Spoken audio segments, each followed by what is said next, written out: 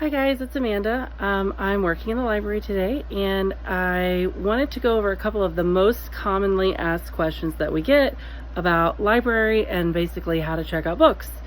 So hopefully we can go over that today and clear up any questions you might have.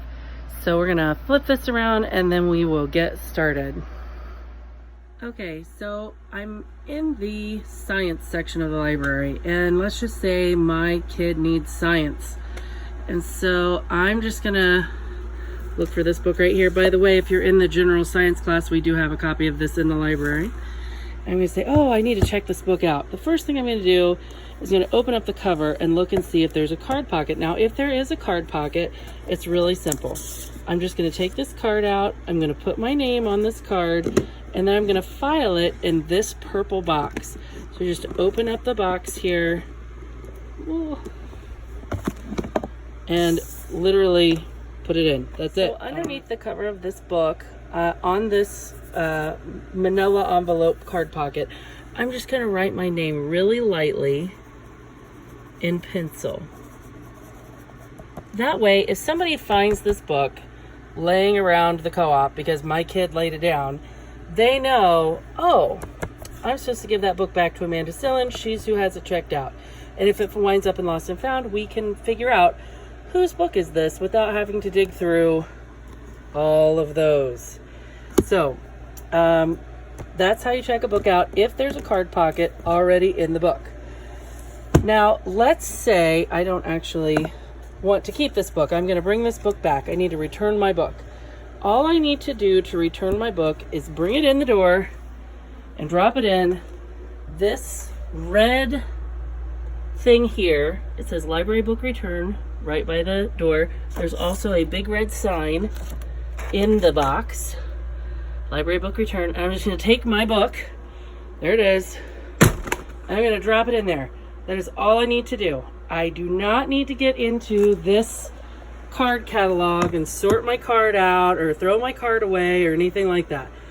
When the person comes to put these books back on the shelf, they can look up in your book who had the book checked out, because it says right under the cover, oh, Amanda Sillen had that checked out.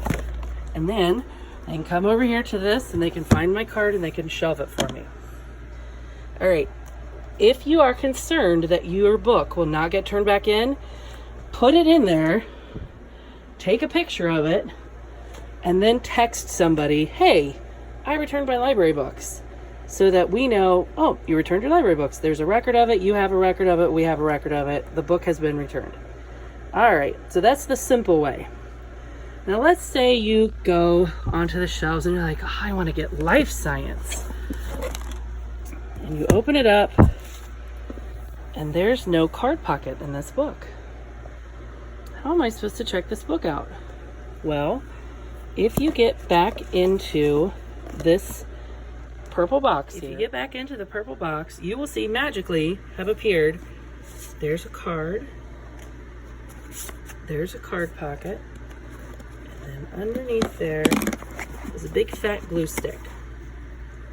So all I'm going to do with this is under the cover of this book, on the actual cover, not the first page, but on the cover, I'm going to add a card pocket. See, on the back of my card pocket, I've put, there's the front, see where the pocket is.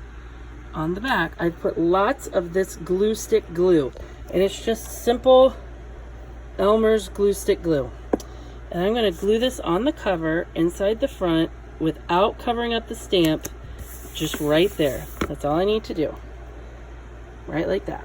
So you can see here, this is the card for the general science book. This is the card I'm trying to create for the book that I want to check out. So I want to include the name, publisher, author, and ISBN number on this card, and then any other notable issue with the book. If I'm checking out a book that's supposed to have 4 CDs with it and it only has 3 CDs, I want to make sure I put that up here like only has 3 CDs. Now I'm going to look at this book cover. I'm going to say, okay, this is Holt Science and Technology, that's the publisher. Life Science, that's the title of the book.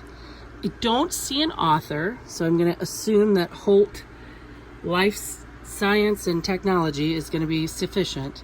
And then to find the ISBN number for this book, I'm going to look on the back of the book. There it is right there. And I'm going to write all of that on my card. Now, if there is no ISBN number on the back of the book, if I open up this book to the first or second page, I can usually find an ISBN number right in this area. Here it is. So it's going to look like this, and then there's the ISBN. Now that's a 10-digit ISBN. It's not going to be the same as what's on the back of the book. It's okay. We can look the book up either with the 10-digit or with the 13-digit that's on the back. See, there's the 10-digit here. This is a 13-digit. It always starts with 978. And so I just want to make sure that I copy those correctly onto the card when I check this book out. Seconds, and you can see here's the card from the general science book. It was already filled out. And then here's the one from life sciences. Life science, Holt Science and Technology, and the ISBN number. That's it. Now, when I'm checking the book out, I'm going to write down my name right here. And then the due date. The due date is either December 1st or May 1st, whichever is next. So right now it's September. The next due date is December 1st. If I sign up for classes for second semester, I can renew this. I can keep it all the way through second semester. No problem. But the due date for this book would be December the 1st. And then if I decide, you know what, I'm not going to sign up for classes second semester, I would just need to bring this book back by December the 1st. Now, if I needed it for a couple more weeks, because co-op is still in session, I could ask and see, you know, hey, can I just keep this for a few more weeks? And that'd probably be fine. The issue becomes when people keep books over the break, either in the middle or over the summer break, and then they don't come back to classes. We have to track those books down, and it takes a lot of time, emails, phone calls, textbook messages, Facebook messages, text messages, trying to track books down. And a lot of times things just get lost. People are moving, phone numbers change, and so you just forget, oh no, and then you look in a box and you realize, I still have that curriculum. Shoot, I meant to return that. So just be sure that you're always returning your books by either December 1st or May 1st so that we can recover those without having to track you down. It does take a lot of time and energy to do that.